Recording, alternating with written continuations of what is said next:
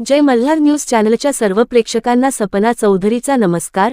नंदुरबारमध्ये आरोग्य विभागासाठी निधीअभावी सेवा कोलमडल्या डॉक्टर राजेश वळवी यांचा आरोप। देखभाल दुरुस्तीसाठी निधी मिळत नसल्याने रुग्णालयाची दयनीय अवस्था झाली आहे। जिल्ह्यातील आरोग्य समस्याबद्दल जिल्ह्यात आलेल्या विधिमंडळ आदिवासी जाती कल्याण समिती समोर महाराष्ट्र आदिवासींनी समस्या मांडल्या। जिल्ह्यात आरोग्याच्या समस्या बळकट व्हाव्यात यासाठी पुरेसे सुविधा नाही आहेत, त्यामुळे तातडीने कल्याण समितीने शासनासमोर समझोते मांडून निवारा करावा। नंदुरबार जिल्ह्यात आरोग्य विभागासाठी निधीची तरतूद होत असली तरी प्रत्यक्षात रुग्णालये, उपजिल्हा आणि तालुका रुग्णालयांसह प्राथमिक आरोग्य केंद्रांच्या देखभालीसाठी आवश्यक निधी मिळत नसल्याचा गंभीर आरोप महाराष्ट्र आदिवासी डॉक्टर असोसिएशनचे अध्यक्ष डॉक्टर राजेश वळवी यांनी केला आहे। जिल्ह्यात आरोग्य सुविधांचा मोठा अभाव असून अनेक पदे रिक्त आहेत, तर कार्यरत कर्मचाऱ्यांसाठी निवास आणि मूलभूत सुविधांचीही कमतरता आहे। दुर्गम भागात दळणवळणाच्या अडचणींमुळे आरोग्य सेवा देताना मोठ्या अडचणींचा सामना करावा लागत असून कर्मचाऱ्यांना वेळेवर मानधनही मिळत नसल्याची स्थिती आहे। या सर्व प्रश्नांमुळे जिल्ह्यातील रुग्णालयांची अवस्था दिवसेंदिवस बिकट होत आहे।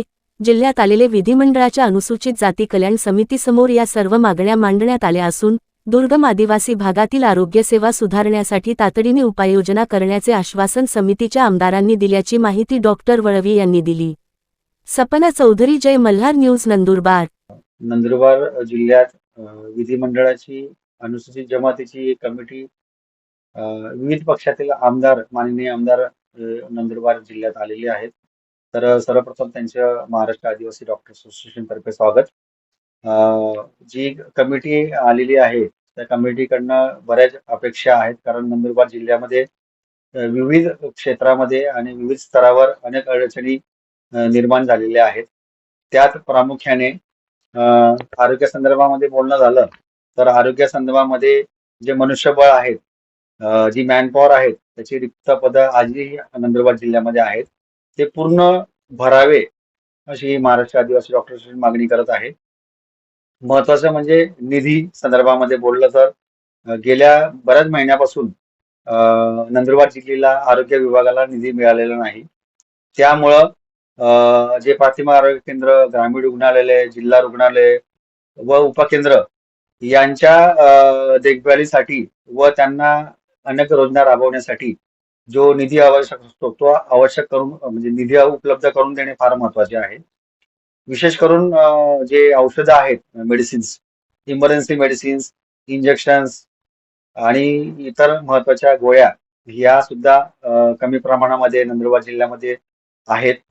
त्या सुद्धा आपण विशिष्ट निधी देऊन जास्तीत जास्त औषध साठा उपलब्ध करून द्यावा अशी मागणी करण्यात आलेली आहे। विशेष करून नंदुरबार जिल्ह्यामध्ये दळणवळणाच्या साधनांची फार कमतरता आहे। अतिदुर्गम भाग, जे तिथं रस्ते नसल्यामुळं, इंटरनेट सुविधा नसल्यामुळं शेवटच्या घटकापर्यंत आरोग्य सेवा देताना खूप अडचणी निर्माण होतात। तर त्या अडचणींना मात करण्यासाठी रस्ते व इंटरनेट सुविधा ही शासनाने देणे फार आवश्यक आहे। त्याचबरोबर जे कर्मचारी, अधिकारी प्राथमिक आरोग्य केंद्र, उपकेंद्राला राहतात, त्यांना त्यांची निवासस्थानं, त्यांची दयनीय अवस्था आहे, तर त्या चांगल्या स्तरावर, चांगल्या क्वालिटीमध्ये त्यांना सुधारणा करून तिथं ते लोक राहतील याला प्राधान्य देणं फार आवश्यक आहे। त्यासाठी शासनाने लक्ष देण्याची गरज आहे। बऱ्याच दिवसापासून ॲम्ब्युलन्स ज्या गाड्या आहेत त्या ॲम्ब्युलन्सची दुरवस्था फार झालेली आहे। बऱ्याच ॲम्ब्युलन्स ह्या बंद आहेत। ॲम्ब्युलन्ससाठी जे इंधन लागतं, डिझेल लागतं, ते सुद्धा पुरवलं जात नाही। तर कमिटीला खास विनंती राहील की त्यांनी या ॲम्ब्युलन्ससाठी निधी उपलब्ध करून देण्यासाठी शासनाकडे मागणी करावी। विशेष करून जे लाईट बिल येतात प्राथमिक आरोग्य केंद्र, उपकेंद्रांचे, ग्रामीण रुग्णालयांचे, ते सुद्धा दिले जात नाही। तर हे जिल्हा स्तरावर ते रेग्युलर देण्यात यावे अशी मागणी आपण मारा करत आहोत। महत्वाचं म्हणजे की जे वेतन आहे कर्मचाऱ्यांचे, अधिकाऱ्यांचं, ते रेग्युलर व्हावं, जेणेकरून त्या लोकांना काम करण्याची इच्छा निर्माण होईल आणि जेणेकरून लोकांचं आरोग्य सुद्धा चांगलं राहू शकतं। महत्वाचं म्हणजे की जे शैक्षणिक जो दर्जा आहे जिल्ह्यामधला तो फारच वाईट दिसतो आहे. तो दर्जा चांगल्या प्रकारे उंचावावा त्यासाठी आश्रमशाळा मध्ये चांगल्या सुखसोयी व चांगले भोजन पुरवणं फार आवश्यक आहे. आणि चांगल्या प्रकारच्या शाळा सुद्धा तिथं टीचिंग व्हावं, शिक्षण व्हावं यासाठी सुद्धा शासनाने प्रयत्न केले पाहिजे.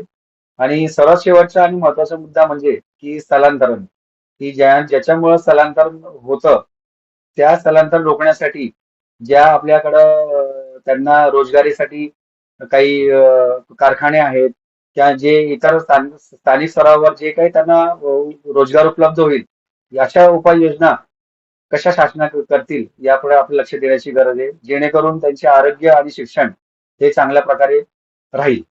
तर अशा प्रकारे महाराष्ट्र आदिवासी डॉक्टर असोसिएशन आरोग्य समिती जी अनुसूचित जमाती समिती आलेली आहे त्यांच्याकडं हे सर्व मागण्या आपण दिलेल्या आहेत आणि ते शासन स्तरावर त्यांना सांगून ते पूर्ण करतील अशी अपेक्षा करतो. धन्यवाद.